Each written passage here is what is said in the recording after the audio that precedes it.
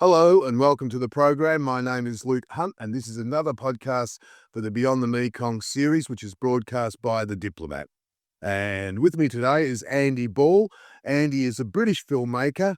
He has been working out of Cambodia for the past 5.5 years, and his latest effort, The Clearing, focuses on Mother Nature and the environmental activists who have done an awful lot in Cambodia to raise the awareness of the issues confronting the environment, the ecology, and several of them, about a year ago, were jailed for up to 8 years for releasing a report on sewage leaks into the Mekong River system. And that has upset quite a few people, particularly the severity of the sentences. Andy, welcome to the program. Yeah, thanks for having me. How did the clearing come about? You were funded by the Pulitzer Centre, and you made approaches to Monga Bay, which is a very well-known environmental publication. Yeah, I've been working as a documentary filmmaker in Cambodia, and myself and my co-director Martha Copeland, we doing a documentary about Mother Nature Camp. It's years now. Mm.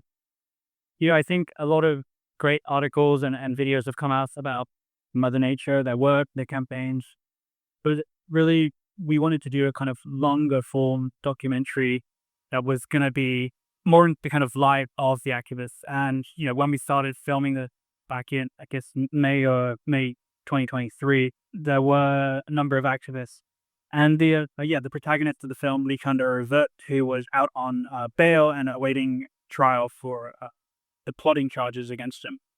And so, the documentary, really, we wanted to kind of get behind the personal lives of the activists and show what was it like for young environmentalists to work in Cambodia, where it's becoming increasingly difficult for environmental activists to carry out their work. Right. How do they differ? And I ask that question because when you see the photographs of them, you read the stories, there's almost a cult-like aura about them, dressed in white outside the courts. They are very young overall, as opposed to other environmental groups which seem to have a much broader age range. How did you find them, and how do you compare them with other environmental groups? I think Mother Nature Cambodia, as you said, they've got a really large following, and I think they're really kind of captivated a huge audience, particularly on social media. So over the last few years, kind of crack down on environmental activists in Cambodia. I think they increasingly turn to social media to spread their messaging through particularly Facebook. And I think right now they have around almost 500,000 followers on Facebook, which is, particularly large when you consider the country's population is nearly 18 million. And yeah, they've increasingly turned to Facebook for their campaigns. And I think quite often as well, they've taken on, they've created videos almost in a way that's quite unique in the sense that, sometimes they're humorous, but also they can be quite serious and investigative. And I think that's captured the attention, particularly of a lot of young people in Cambodia. Sure, and I think those numbers would have captured the attention of the authorities as well. The charges of plotting against the government, which has become all too common with the crackdown, which began almost 10 years ago. And initially it was sedition and incitement and defamation. And now you have these kids who are basically releasing reports about dangers to the environment, and they're being charged with plotting to oust the government. Yeah, I mean, I think, as you said, for the activist there last year, all further plotting charges, and one of them had both plotting and less nice to say charges, with all them kind of getting jail sentences between 6 to 8 years. But yeah, I think, a lot of critics and the human rights organizations have come out and said the government is using the charges as, they weaponizing the court and using these charges to crack down on environmental activists and groups. And I think that's something we see not only with Mother Nature Cambodia, but other environmental activists, other environmental journalists, even in the last year alone. I think it was November last year, we saw 6 very prominent environmental activists who were arrested but then released without charges while investigating environmental crime. And then a month after that, Jim Jang, who was a journalist based in Siem Reap province, he was also investigating environmental crime, but was killed. And then, yeah, even recently now, obviously we had Jerry Flynn, he works for Monga Bay, who was denied re-entry into the country. And then Uk Mao, who was a journalist, who was a environmental journalist, he was arrested and charged, and he's now on bail. I think attacks on journalists and the attacks on environmental activists have just ramped up over the last year. And yeah, the court has been putting charges like plotting, for example, Mother Nature activists, and frequently against those who report on certain environmental issues. Yeah, the Jerry Flynn case was interesting in that it's rarely that a foreign journalist is targeted like that, or singled out, perhaps I should say. And he was president of the Overseas Press Club and has now rebased in Bangkok. But he basically was banned from Cambodia for appearing in a France 24 documentary where he was the subject. He was simply being interviewed by the producers. And I thought that was kind of telling in the shift in attitude by the government. Absolutely. I think, as you've seen I get with the journalist community, we've seen it shrink very rapidly over the last few years. And so I think, particularly Jerry, who was publishing a lot of continued reporting on environmental crimes and issues across Cambodia, it's obviously that would put a target on their back. And yeah, and I think in Jerry's case, it's something that we hadn't seen until recently, where the government ready to take action against foreign journalists. I will say actually just on the Korean Kismao, maybe it's a good time. It wasn't just me who made there was a huge team behind it, and we had a lot of Cambodian journalists and fixers and sound recorders who chose obviously not to be named on the credits, but we couldn't have made the documentary without. And I think these Cambodian journalists and Cambodian fixers and translators are taking enormous risks when it comes to reporting on environmental issues. That's actually what I wanted to ask you next is, did you have any issues with the authorities in the making of the clearing? Yeah, surprisingly, actually, throughout the whole filming process, we didn't have any issues. As you'll see from the film, we filmed mostly in Cambodia, and then part of the film was also filmed in Sweden. But yeah, we didn't have any issues, and as far as I'm aware, we haven't had any response, at least not direct response from the government or any relevant ministry. Yeah, it's difficult to know sometimes what upsets them, why they go after certain people or what will set them off. Like the France 24 piece did upset them, but I'm not entirely sure why. Perhaps because Cambodia is a francophone country and France 24 kind of struck a chord. I think some of it might have to do with whether or not you're actually being noticed. Yeah, I think that's true. I think it's hard to know what's really going to upset certain people in the government here. But I think particularly with video, it has that ability, particularly through social media, to rack up a lot of views. And I think, at least in my opinion, that's probably where it starts to get noticed when it gets out to a lot of people. And at least, the France 24 program did. But as you said, it's very unpredictable and hard to know really when or how that will happen. Yeah. What's the response to the clearing been? Yeah, I think from Cambodian colleagues and friends, kind of at least good to hear that they thought it showed a new perspective on Mother Nature Cambodia. It hasn't got as many views as we like, I think. So we're hopefully going to try and push out with the more through film festivals. We're also doing an event at the FCCT in Bangkok on the 4th of Right. Then Bulgarian. Green film. Yep. A lot of Cambodians obviously know who Mother Nature are, and I think, at least from what I heard, it was good to hear that we offered that new perspective that maybe hadn't been put out into the public before. Right. What brought you to Cambodia in the first place? It's you arrived at a difficult time, and as you mentioned, the ability to work there has the kind of the civic space has shrunk enormously in the last 5 years, a continuation of the last decade, really. But why Cambodia? But yeah, I mean, there was actually no very specific reason. I had an interest in going freelance as a photographer and videographer, particularly covering environmental stories and issues. And yeah, I came over because I had a friend living here who kind of suggested it would be a good place. And obviously, as you said, I arrived at a bad time, but it was still a lot easier than it is now to work on environmental stories. And there was a relatively larger journalism and video photographer community than there is now. Yeah. But yeah, that's Yep. what brought me here. Yeah, the pool of journalists has shrunk enormously over the years, but, how do you I wouldn't you're certainly not a newcomer. I mean, 5.5 years is a good chunk of time. But how do you view the state of the, Cambodian environment given what's happened, I guess, in the last 30 years? Knock out, 5 years because the war was continuing, but the environment has been such a constant issue over the years, and there's always this retaliation from the private sector or the government and an insistence that we're always doing the right thing. But every year, I was reading another report from the EU, I think it was the University of Denmark, that came out and confirmed that 123,000 hectares of forests had been lost in 2023.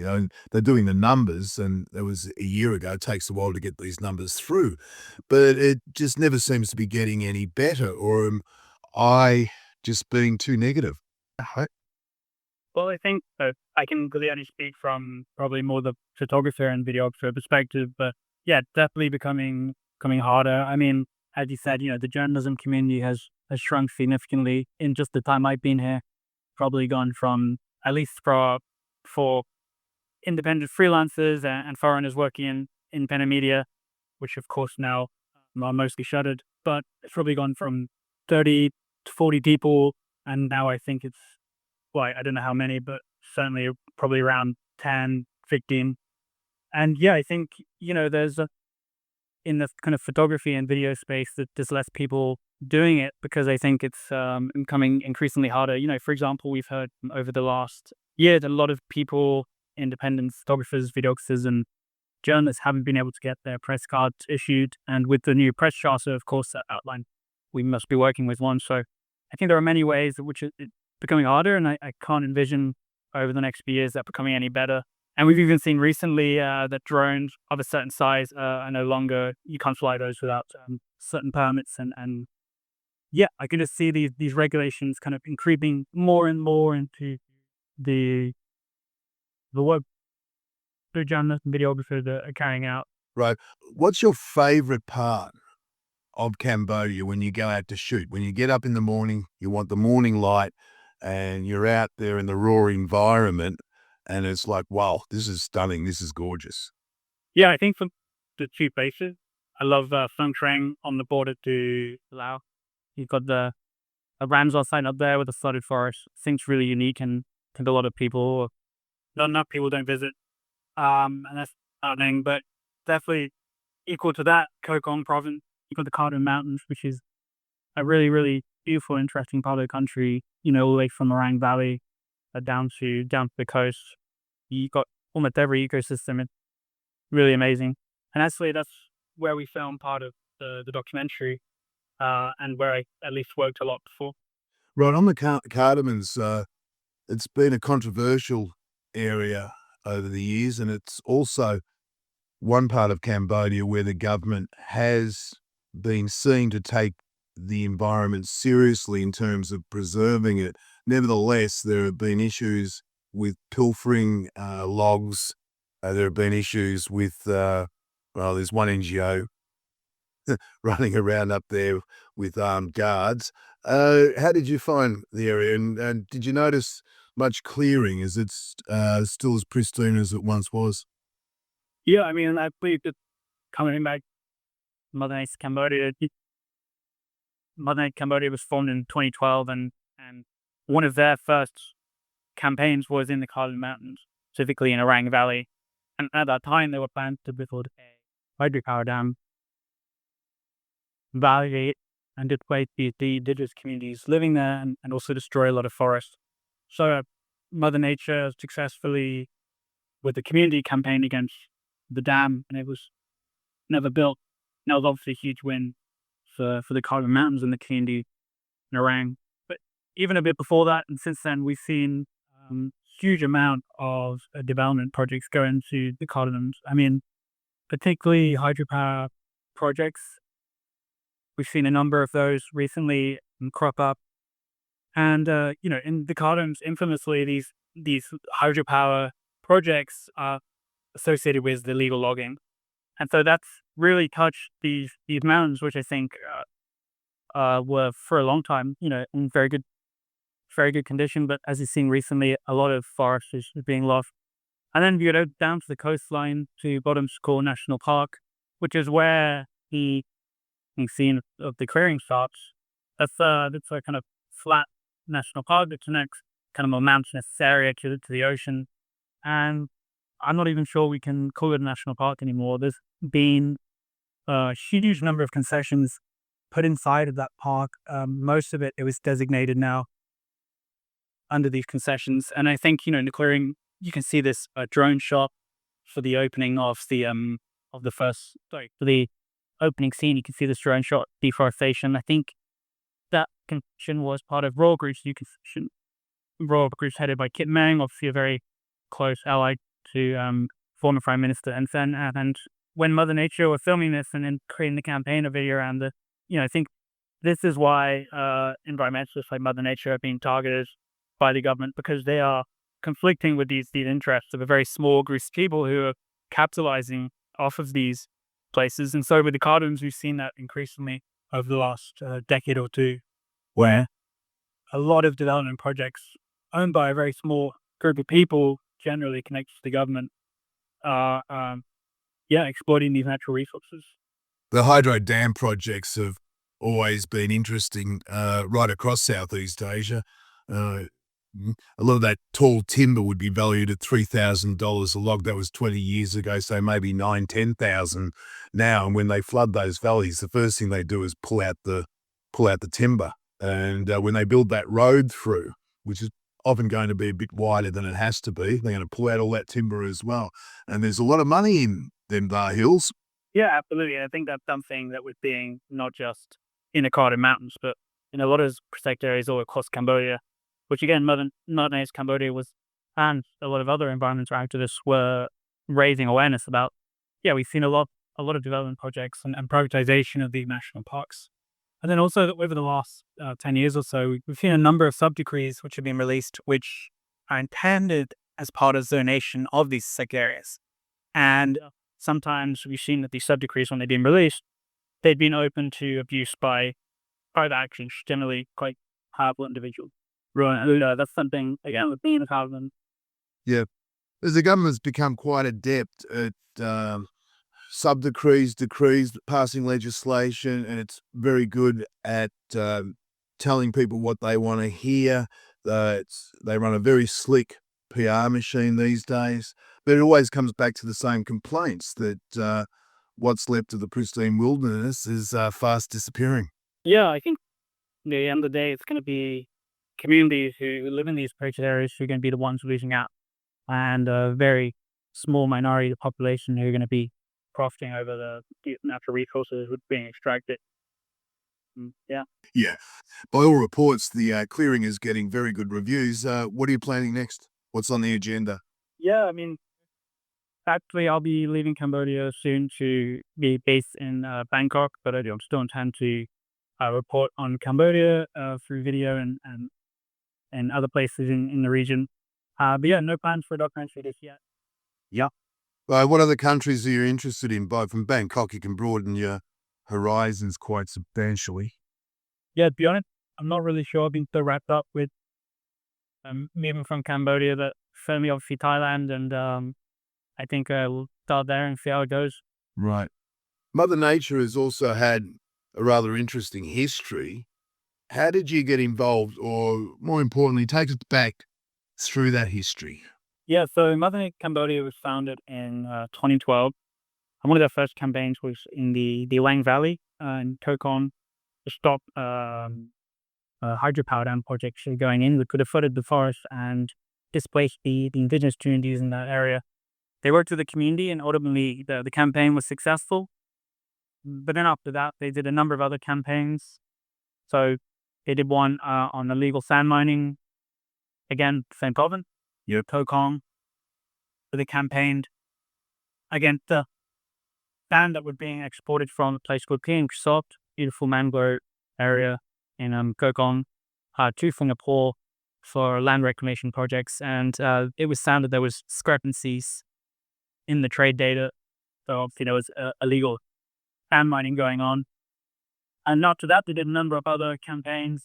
So we saw recently they were campaigning against the filling in of Trumpan lakes and wetlands, which obviously are really important for not only for the ecological value, but also for the city itself, for the services they offer as a mitigation of floodwaters. And then also the privatization of national parks. So as you'll see in the documentary, that was something that they were focused on recently.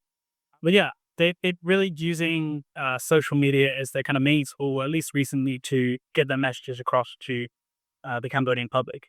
And they go. No, they recently, as you said, the group are really well known among a young audience in Cambodia, but also I think internationally. They won the Right Livelihood Award, which is often called the Alternative Nobel Prize, back in 2023. And so yeah, they can become, I think, quite well known internationally as well as up in Cambodia. Yeah, where does their support base come from overseas? Because there was Alex Gonzalez Davison, who was a Spanish environmentalist and had supported them enormously in their early days, and he was subsequently banned from Cambodia. And to my memory, he was the first foreign activists to be told, you can't come back. But where do they get their support from? How does their network work? Yeah, I mean, I can only really speak to probably the last couple of years when we went on the documentary about Mother Nature Cambodia, but I, particularly after they won the Right Livelihood Award and they went for Sweden to receive it in November. Yeah, they have managed to draw up a lot of support, particularly in freedom from even politicians, other places in Europe, but also I think a lot of international human rights organizations and civil society organizations really recognize the work that they're doing in an increasingly hostile environment. And so, yeah, they've become increasingly noticed internationally for that. Right, and where are they now?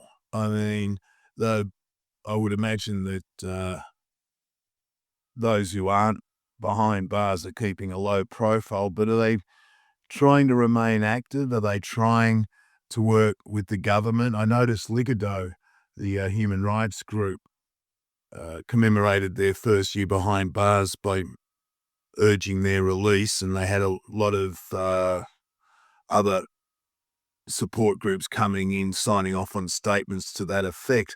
But the Mother Nature activists, where are they now and what are they doing? Yeah, I don't know what specifically individuals working for Mother Nature are now.